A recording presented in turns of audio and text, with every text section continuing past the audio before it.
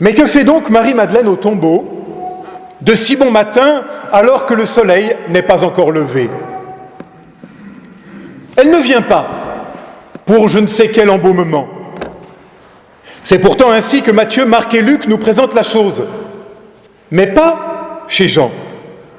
Et je pense qu'il a raison, car en vérité, il est tout à fait improbable que les femmes se rendent au tombeau le surlendemain de l'inhumation de Jésus pour procéder à l'embaumement du corps. Comme le fait justement remarquer le professeur Daniel Marguerat, il faut être bougrement habitué à ces textes pour ne pas sursauter à ces invraisemblances. Qui, compte tenu de la chaleur du climat palestinien, songerait à rouvrir un tombeau après 3 jours? Attendre si longtemps n'était du reste pas indispensable, car parmi les rares occupations tolérées les jours de Shabbat figurait justement l'accomplissement des rites funéraires.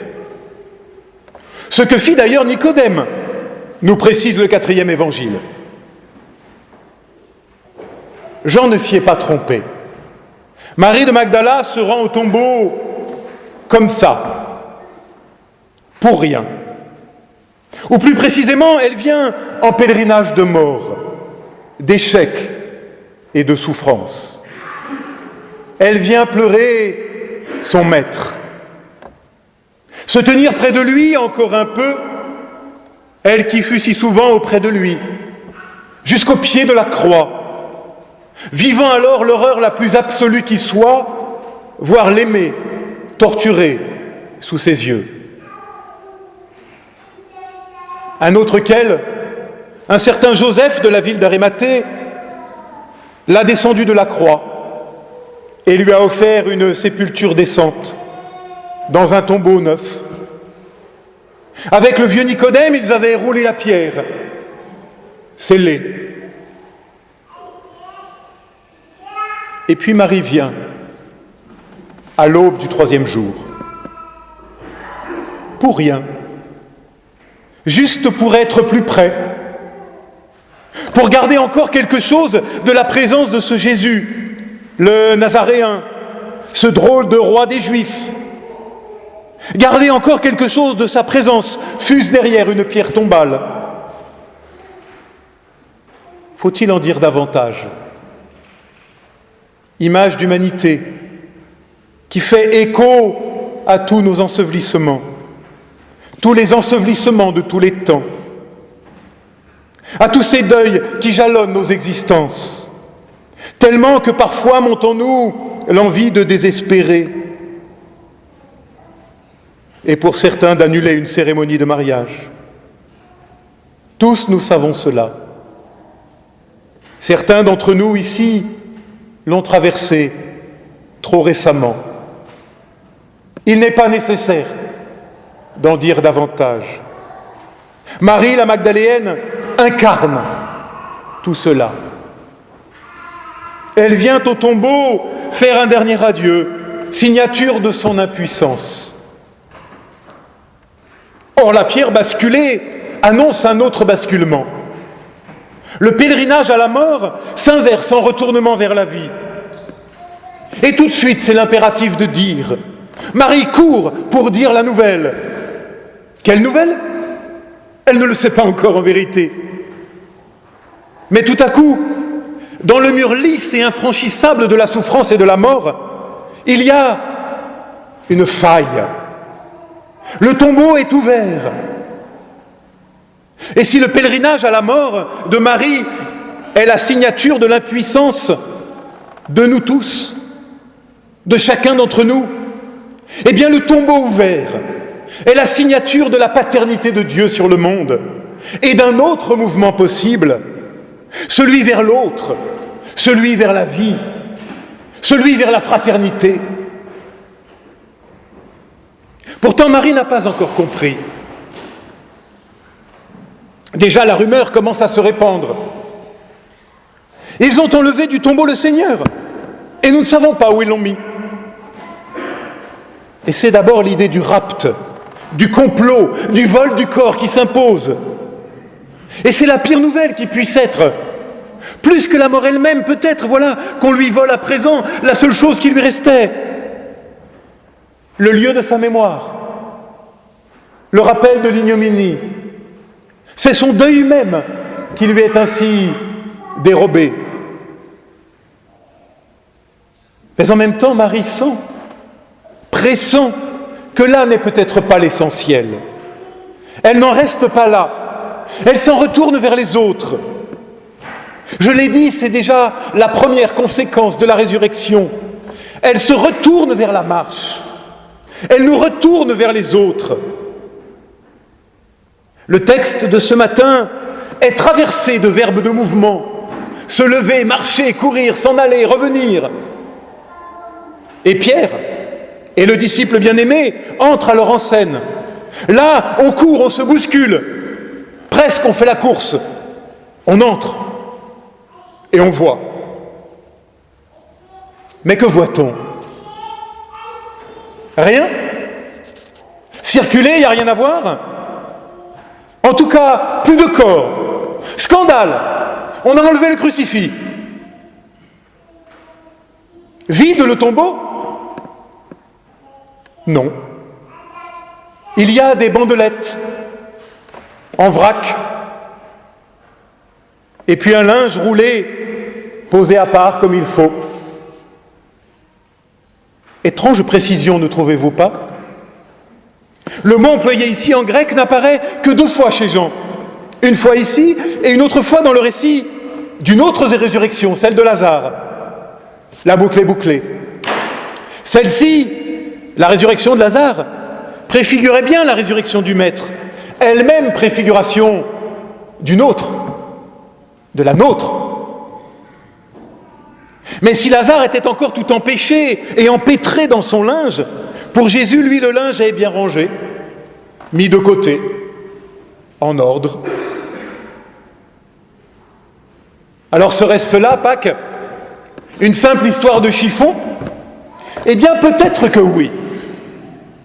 Car le message, me semble-t-il, central n'est pas que le corps ait disparu, mais que Jésus soit à rechercher ailleurs, et qu'à partir de maintenant, il nous laisse les traces de sa grâce. Quelques morceaux d'étoffe, quelques mots partagés, et puis, surtout, le mouvement de la vie, la course vers la vie. C'est pourquoi je préfère parler du tombeau ouvert plutôt que du tombeau vide, comme on le fait d'habitude. Car capter l'attention sur le vide de la tombe risque de nous égarer. Au jour de Pâques, la mort subit une fracture, une ouverture formidable, une béance, une effraction dans la toute-puissance de la mort. Ce qui importe, c'est cette incroyable rumeur qui désormais peut venir faire barrage à toutes nos rumeurs de mort. Il y a une brèche dans le mur de la mort, dans le mur du chagrin, dans le mur de la haine. Et c'est à l'aune de cette rumeur que nous avons baptisé Milla et Alice, afin de les rendre participantes déjà de cette parole. La pierre était roulée, une porte ouverte. Et si? Et ce « et si » vient tracer un gigantesque point d'interrogation sur nos vies. Et ce gigantesque point d'interrogation de la résurrection vient nous remettre en route, davantage même nous remettre dans la course. Ce n'est pas une croix finalement que j'ai tracée tout à l'heure sur le front des enfants, mais c'est un gigantesque point d'interrogation. Et c'est à la hauteur de ce point d'interrogation qu'elles pourront désormais accrocher leur existence.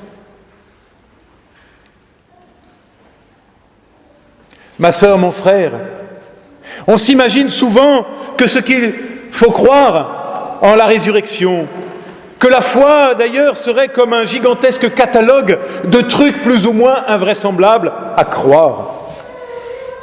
Mais non, la résurrection n'est pas un truc à croire, la résurrection est à vivre. Elle est une expérience vivante et vivifiante pour toi, dès aujourd'hui, ici et maintenant. Comment ? Eh bien en laissant résonner justement ce gigantesque point d'interrogation de la vie qui peut tout transformer. Il ne s'agit pas pour nous ce matin de nier la mort et la souffrance par je ne sais quel tour de passe-passe religieux, magique et mensonger. Il ne s'agit pas de fêter je ne sais quelle tradition qui nous donnerait une assurance vie éternelle, je ne sais quelle certitude qui viendrait nier la réalité de nos existences. Mais il s'agit tout au contraire de prendre cette existence à bras-le-corps et de l'ouvrir. Prendre la mort, la souffrance et le chagrin et accepter qu'une brèche survienne et de laisser rentrer par cette brèche la lumière, celle qui peut tout transfigurer, et de reprendre la route et de reprendre la course à l'image de Pierre et du disciple bien-aimé et de vivre désormais en ressuscité. Car c'est bien de cela qu'il s'agit, de nous laisser ressusciter par cette parole.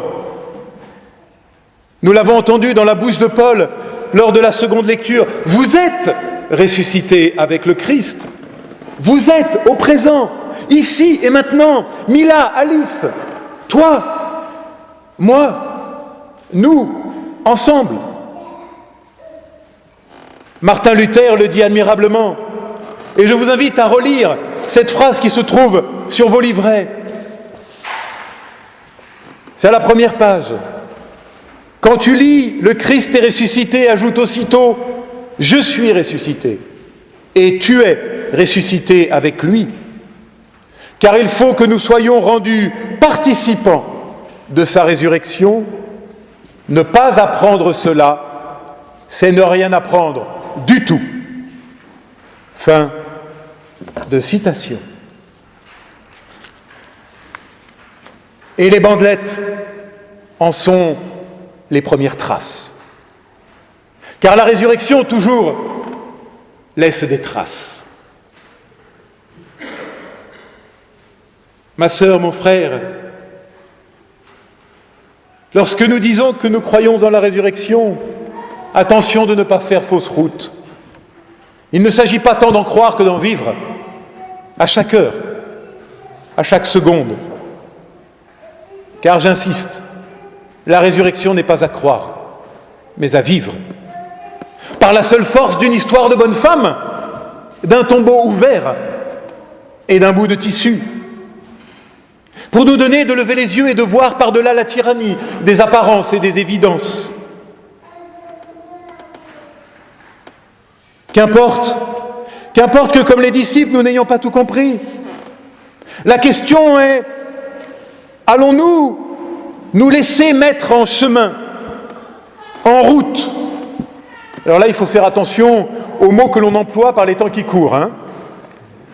Dans la course, où resterons-nous prisonniers de nos deuils, de nos échecs et de nos désespoirs? La résurrection, c'est ce qui vient en toi, en moi, en nous et entre nous, ressusciter la confiance, l'espérance et l'amour possible. Entre chaque mot, comme entre chacune de nos morts, elle est là, elle travaille, elle nous travaille. Car la lumière brille dans les ténèbres désormais, et nous pouvons ce matin la recevoir, cette lumière, et tenter d'en vivre, par la seule force d'un tombeau ouvert et d'un bout de chiffon froissé. Comme le dit admirablement le théologien nord-américain John Cobb, l'appel du Christ enrichit à chaque instant notre existence de possibilités nouvelles de se réaliser soi-même. Le Christ est présent en tant qu'il est l'appel qui donne la vie, l'appel à être plus que nous n'étions, à la fois pour notre propre intérêt et dans l'intérêt des autres. Alors, joyeuse Pâques, et soyez ressuscités par le Christ ressuscité. Amen.